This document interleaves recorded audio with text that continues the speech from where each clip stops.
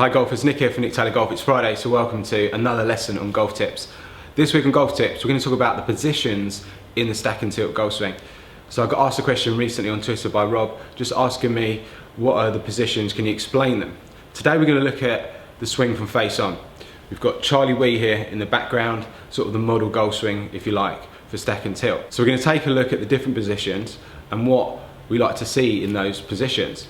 So in golf instruction, there can be some confusion sometimes in terms of when you're talking about the golf swing and the different positions. So what I find really helpful as instructor, speaking to other instructors in the network and a lot of other coaches as well, is talking about the different positions of the golf swing. The first time the positions were really measured was in this book here called The Golfing Machine. So in the Golfing Machine book, if you go to chapter 8, 12 sections, it talks about different positions of the golf swing. So there's three there, talking about the preliminary address, impact fix, adjusted address, talking about the start up, the backstroke, the top of the swing, the release, the downstroke, impact and follow through. So really, first time that the golf swing was sort of categorized in terms of positions and sort of measured really. So we're going to talk about that today. So when you're communicating with other instructors, it does help if you're on the same page and you're talking about the same thing. So I'm going to talk about the different positions in the second tilt golf swing. We look at this from face on. So there's 10 positions. Okay, so this is position 1, P1. Charlie Wee, I paused him here at setup. A few things we're looking for. What you notice in the setup here, feet flared out, especially that left foot. Really important, talk about this a lot. Make sure that foot's turned out and the knees are turned out. That's going to help your rotation, it's going to help take stress off your body and your joints. When he sets up, you'll see pretty much a straight line going down his arm and down the shaft. His handle positions forward, pretty much just over the inside of his left leg. If you take a look at his bottom half here, underneath, you can see he's preset, his low body weight, slightly favouring the left. Notice his cap's down, so he's looking down at the ball, out the centre of his vision. So that's position 1, P1. Okay, so next stage, what we're looking at here is position 2, P2. This is when the club shaft is parallel in the backswing, parallel to the ground. Now, what you'll start to see, and we'll look at this next week, we take a look at down the line, but you'll start to see the knee flex change, and this left knee is flexing forward, this one is starting to straighten.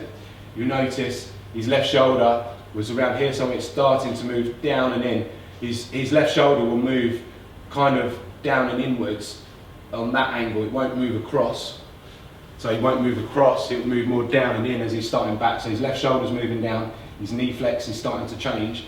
And as you can see here, he's got a slight gap between his hands and his body. We're going to look at that on the downswing and check that position, see what's different between the backswing and the downswing. So that's P2, position 2. So moving on, this is position 3, P3. This is when the left arm is parallel to the ground in the backswing. The left knees continue to flex forward, the left shoulders continue to move down and inwards.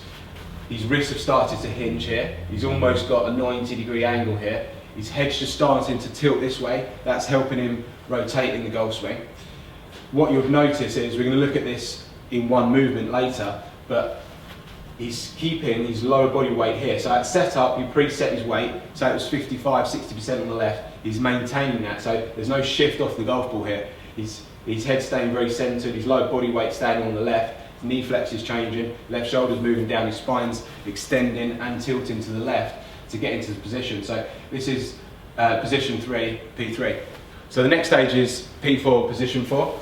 So this is the top of the backswing. You can see, obviously Charlie Wee's got an iron here. You'd expect probably a longer swing with his driver. But what you'll notice here is this left knee's flexed forward towards the ball. It's not kicked inwards. This leg is straightened as he helps rotate his hips. His left shoulder, which started here, is moved downwards and inwards. You notice here his left arm's pretty straight. He's been able to do that by the movements of the extending and tilting in his swing. Notice his cap slightly angled this way, like that, as he's gone back. That's going to help rotation. That's really important when you're swinging. You don't want to keep that head down. You want to allow it to tilt to the left. That's really important. As your spine tilts to the left, that's going to help keep you centered. Again, notice the lower body weight still favouring the left. There's no shift off the golf ball here, and he's remained very centered with his head. Okay, moving on, this is position 5, P5. So this is where the left arm now is parallel on the downswing.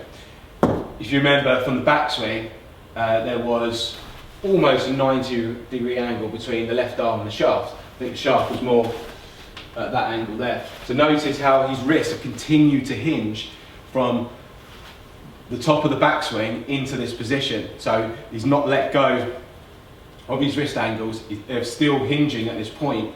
So you can see there's probably like a 70-degree angle between his left arm and the shaft at that point.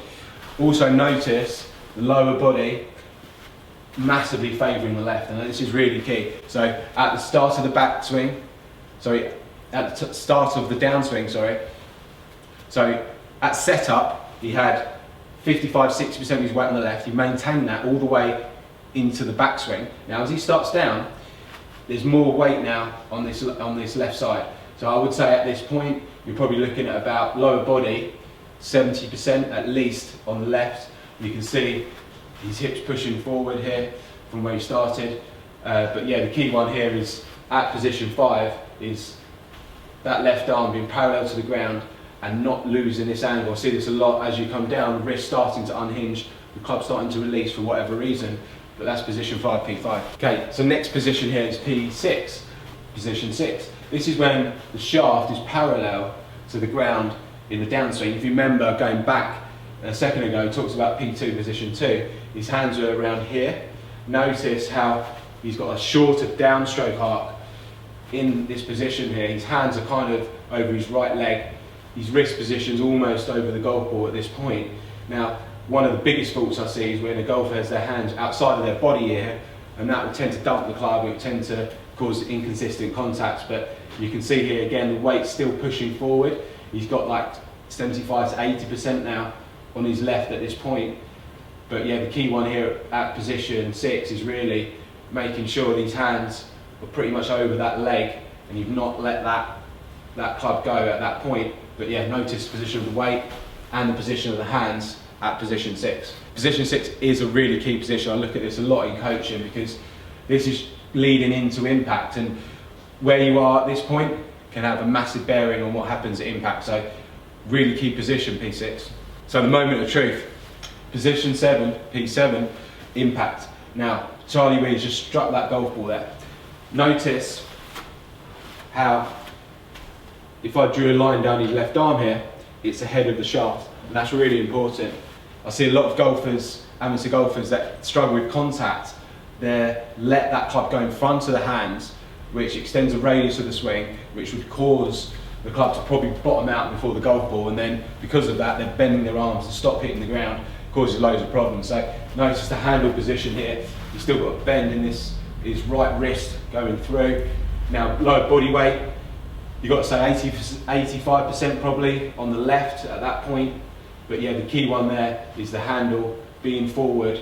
Now look at the back foot here, you can see that weight just starting to move through. So he's got a lot of weight on this left, and now if you check your golf swing, have a look at your impact position, most important part of the golf swing, that is the moment of truth. So P7, position 7, impact. Okay, so next one, position 8, P8. So this is when the club shaft is parallel to the ground in the follow through. Again, notice the weight.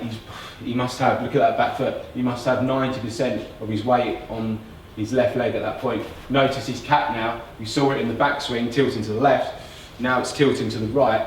His belt buckle is raised up here, his legs are extending and straightening into the follow through. So that helps shallow the strike. One of the criticisms you get from stack and tilt is it's very steep when it's not, because the shallowing out movement would be that hips pushing forward and up as he goes through, shallowing out the strike. So you can see here his legs are starting to straighten, belt starting to raise, arms are straight at this point, head's tilting that way, lower body weight massively favouring on the left. Now I'm just going to move on to P9 quickly. So P9 just quickly there, this is when the right arm is parallel to the ground in the follow through. You look at some golfers, P8 and P9 are pretty much the same, depends on the release and how you hinge the wrist in the follow through. So very similar sort of body movements there. Again, cap still tilting more to the right, arm straight. Okay, here we are at the finish, position 10, P10. Now, notice back foot, hardly any weight on that leg. all the weight's on the left here, the belt's raised from setup, his body's extended into the finish, his spine's extended, his cap's now turned all the way to the finish, he's not kept his head down. Okay, so there's the 10 positions. I'm just gonna put some lines on it just so you can kind of get an idea of what we were just talking about there.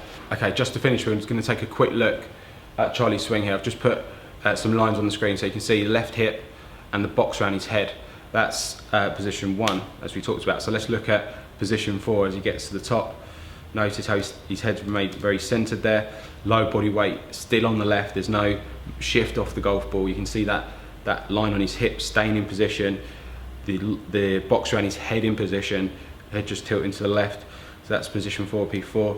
Now as he starts down, position 5, you can see low body weight's pushing forward now. He's got more weight on his left. He's pushed forward through that line that was started on his left hip.